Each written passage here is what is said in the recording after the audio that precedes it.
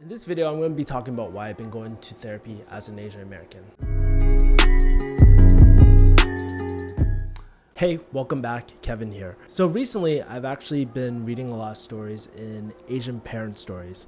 That's a Reddit forum. I actually talked about it in another video if you want to check that out. I'll leave the link here. It just had me thinking a lot about my growing up, my past and stuff. And one of the things, I've always been very open to things like EQ seminars or hypnotherapy. I even wanted to try, well, I was open to trying things like ayahuasca as well, but like kind of like woke hippie shit, right?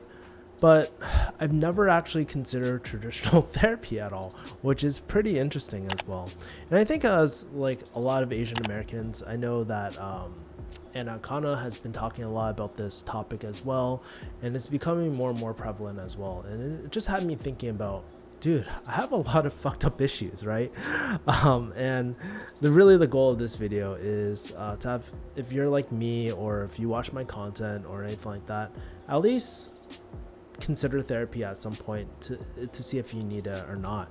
And so I thought what would be really cool is just to share kind of like 3 reasons why I actually decided to pull the trigger, attend therapy as well. Also, at the end of the video, I'm going to talk about how I found my therapist. And since I'm new to this space, I'd love to ask you, if you've done therapy, how has therapy helped you out? And what kind of tools do you use? Do you use things like BetterHelp? Do you use things like Talkspace, Psychology Today? What are some of the things that you use? Because I'm not gonna lie, I'm pretty new to this space. Trust me, I've only been to like 1 session so far, so I'm super new to this as well. But one of the reasons why I wanted to go to therapy is self-confidence, right?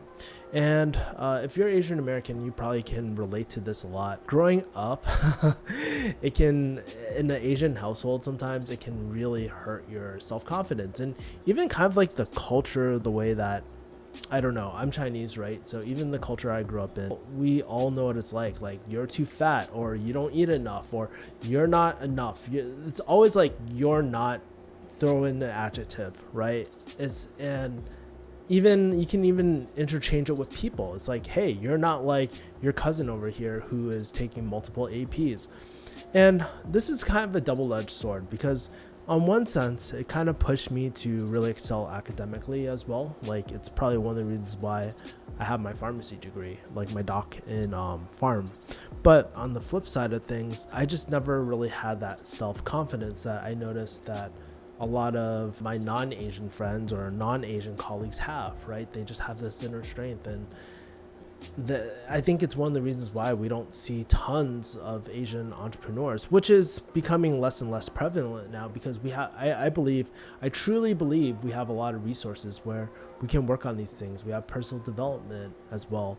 There's so many Asian people that I talk to who invest in personal development, like myself, because I thought for the longest time I'm fucking weird, right? Like I like personal development, but I think it's changing. But still, one of the things that we always go back to is our childhood. And growing up, for myself, I mean, I was always made fun of like my weight. So that's when I went to basketball camp, and that's when I started working out. That's when I started dieting and stuff, right? And that got me some of that results, right? I think one of the reasons why I stayed in pharmacy for so long was that because I was actually just scared. I really didn't have the confidence to go out there and pretty much eat what I kill or hunt for what I eat.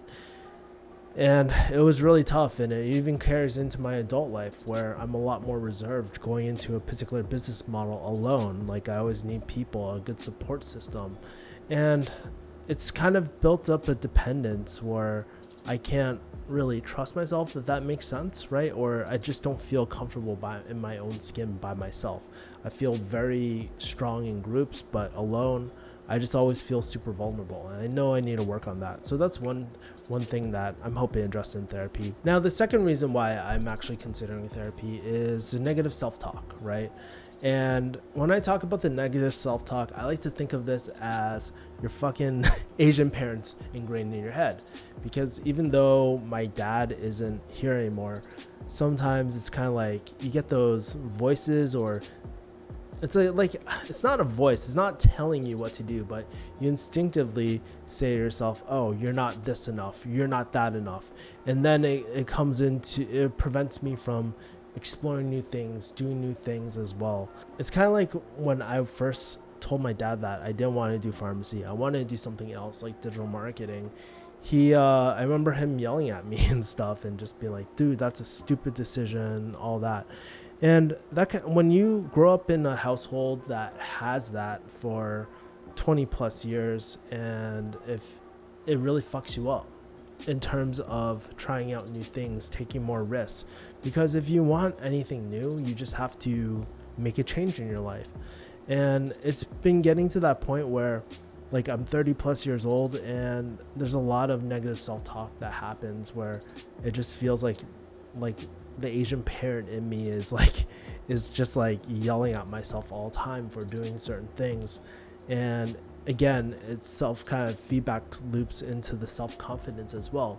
So if I can figure out a way to kind of address the self-talk as well and just get an outside perspective, that'd be great. And it's kind of like one of those things where I guess intellectually I know it doesn't really make sense, but emotionally I still feel sometimes like that 5-year-old kid that's getting their ass beat by their Asian parent, right? And I know that might not be healthy, right? And so if you relate to this, let me know in the comments too. Now, the third reason why I'm going to therapy is probably the most important one to me at the moment, is pretty much my relationship life struggles, right? Growing up, I saw my parents fighting, and I thought I was the only one for the longest time, but it's not uncommon for a lot of Asian parents to actually sleep in separate rooms, which is really, really weird, right? And I remember some of the fights would get so intense that I was always kind of worried, are mom and dad gonna stick it out? And it's just like seeing my mom so depressed in that relationship, in such like a toxic relationship where, you know, my mom just really couldn't say anything, really kind of traumatized me for relationships. But I've always kind of had this goal where if I have a family, when I have a family, I don't want the same thing to happen for my kids and for my future generation as well, right? And so when I ever went into a relationship, I go balls hard into it, and then I would get burned too. And what was really funny, like when I was a teenager or even in my early 20s, I always was like, you know what, I'm going to be different from my parents and all that sort of stuff. Like everything will be different. And so when I went into these relationships, I actually always wanted to get married from an early age. But after going through some of those relationship troubles and stuff like that, I suffered from a lot of commitment issues, like not necessarily not cheating, right? But just like, man, I got burned from these relationships because they weren't on the same page, or they felt something different, and we weren't able to communicate about it like very effectively. It just had me very relationship avoidant. And for the last, oh my god, I've been so relationship avoidant that I know I definitely do want a family. I think a large part of it though comes from my parents actually, and not seeing them happy in a relationship, and like again that emotional intellectual disconnect where I know logically, like, yeah, you can absolutely have a kick-ass relationship, but emotionally I feel like, man, I just don't want to have a mom and dad situation again in my life, and I would never want to put my future children in that predicament, right? And with that being said, I know that I just need to work on these things, and I'm just so grateful that these days it's not taboo to go to therapy, that's openly talked about, and I'm gonna give it a try, you know, as well, and give it a good 6 sessions and just go from there. So those are my 3 reasons. I'll let you guys know how therapy goes for me and kind of give these like weekly. I haven't decided what I really want, if I want to do these weekly or something like that, but if you guys are interested in therapy as well, I'll be sharing my journey and stuff too on this YouTube channel. But like I said, I love to kind of hear, how has therapy helped you? If you have a therapist, how did you find your therapist? And what are some services or resources that you use? Like I mentioned, BetterHelp, Talkspace, Psychology Today. For myself, I mean, an important factor of finding a therapists was, one, I wanted them to be Asian so that they could just relate a lot quicker in terms of these things. It's kind of harder to kind of open up to a older middle-aged like Caucasian woman. It just doesn't feel right to me, and it's just like, what, like if she has a lot of questions, I'm pretty sure that they're very experienced, but at the end of the day, it was important for them to be young, important for them to, for an Asian American, and also a female perspective, especially for the relationship stuff. Just having an alternative female perspective, those were the major things that were super super important to me as well.